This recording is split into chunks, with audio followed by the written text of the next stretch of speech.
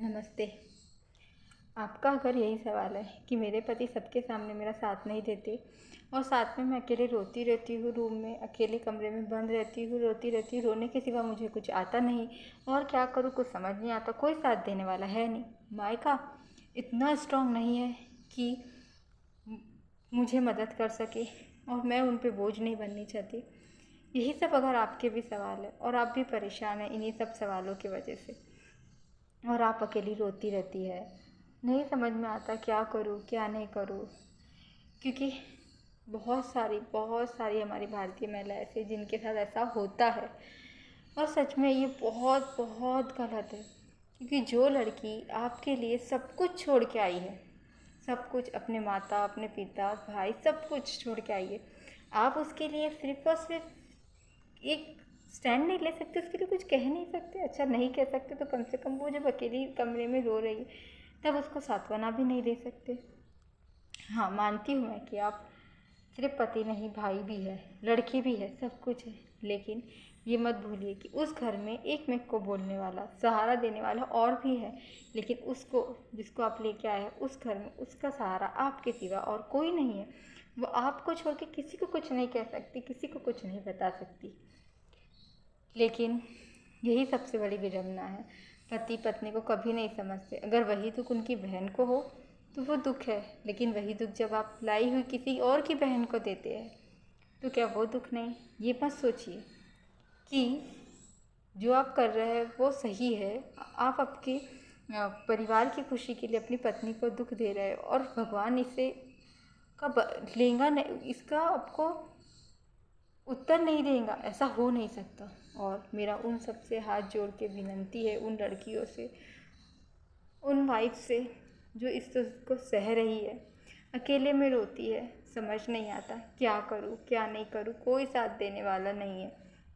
तो एक बात याद रखिए, ये बुरा समय है, एक दिन चला जाएगा। और ये भी याद रखिए अगर ना जाए तब भी एक याद रखिए कि उस ईश्वर के घर पे देर है पर अंधेर नहीं है। वो भले ही आज आपको दुख देख के सुखी हो रहे हो या फिर उन्हें कोई फ़र्क नहीं पड़ता, लेकिन उस परमात्मा को फ़र्क पड़ता है। हम उसके बच्चे हैं ना, और वो अपने बच्चों को कभी दुखी नहीं देख सकता, सभी उसके बच्चे। लेकिन आप किसी की आत्मा को दुखाएंगे, उसके अंदर बैठा हुआ परमात्मा आपको जवाब ना दे, ये हो नहीं सकता। लेकिन अब भगवान कब जवाब देगा? क्या तब तक हम ये सहते ही रहे? ये भी बड़ा प्रश्न है कि हाँ भगवान के भरोसे बैठ के तो हम सह नहीं सकते। तो अगर आप फाइनेंशियली इंडिपेंडेंट हैं तो खुद को उस रिश्ते से अलग कर लीजिए, अलग हो जाइए ऐसे इंसान से जो आपके लिए खड़ा नहीं रह सकता। कोई फ़ायदा नहीं है। आप सोचेंगे कि अभी नहीं, बच्चा हो जाएगा फिर ठीक हो जाएगा। ठीक है, बच्चा बड़ा हो जाएगा तब ठीक हो जाएगा। ऐसे लोग कभी नहीं ठीक हो सकते, कभी नहीं। चाहे आप उन्हें बच्चा दे दीजिए, बच्चा हो जाए तो आपकी और मजबूरी बढ़ जाएंगी। आपकी मजबूरी ऐसी बढ़ जाएगी, अब तो बच्चा हो गया, अब मैं क्या करूँ, मुझे यही रहना पड़ेगा।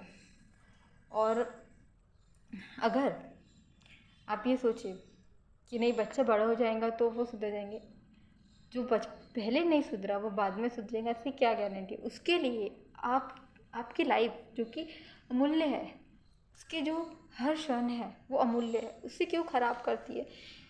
और अगर आपको बच्चा हो चुका है, आपका बेबी है, आप छोड़ के नहीं जा सकती, मायके की भी कंडीशन ऐसी नहीं है कि आपको साथ दे, तो आप एक ही काम कर सकती है। एक तो कुछ छोटा मोटा जो आप कर सकती है वो कीजिए, उसे साथ में शुरू कीजिए। और अगर नहीं है कर सकती, नहीं है तो फिर अकेले रोइए मत, सहिए मत, उस भगवान पे विश्वास रखिए।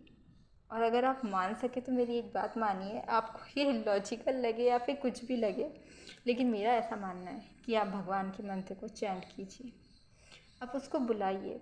अब नहीं तो 10-15 मिनट दिन के निकालिए और उस भगवान का सिर्फ नाम जपिए, कुछ मत कीजिए। आपको जो आता है, कृष्णा राधे राम, जो अच्छा लगे, शिव जी का जिसका अच्छा लगे उसका नाम 10-15 मिनट जपिए। उससे कहिए कि ईश्वर मेरे पास तेरे सिवा अब और कुछ नहीं है, तेरे सहारे के सिवा कोई सहारा नहीं है, अब तू ही सहारा दे। देखिए कोई सहारा दे ना दे, वो ईश्वर ज़रूर आपको सहारा देगा। और हाँ, कोशिश कीजिए कि खुद को आप फाइनेंशियली इंडिपेंडेंट बना पाएँ, क्योंकि इस दुनिया में सबसे बड़ा पैसा है। अगर आपका पति आपको प्यार करता तो वो आपका साथ भी देते, लेकिन वो आपको प्यार ही नहीं करते, इसलिए आपका साथ नहीं दे रहे हैं। तो इसलिए उनके भरोसे रह के मत कीजिए अपनी ज़िंदगी ख़राब। अब ज़िंदगी एक तो ख़राब हो चुकी है कि बच्चा है तो वहाँ रहना है, लेकिन अगर आपको बच्चा नहीं है और आप ये सोचते हैं कि बच्चा होने के बाद ये सुधरेंगे, तो ये इस गलतफहमी में कतई मत रहिए। लोग कभी नहीं सुधरते, ऐसे लोग कभी नहीं सुधरते। ठीक है, thank you for watching this video.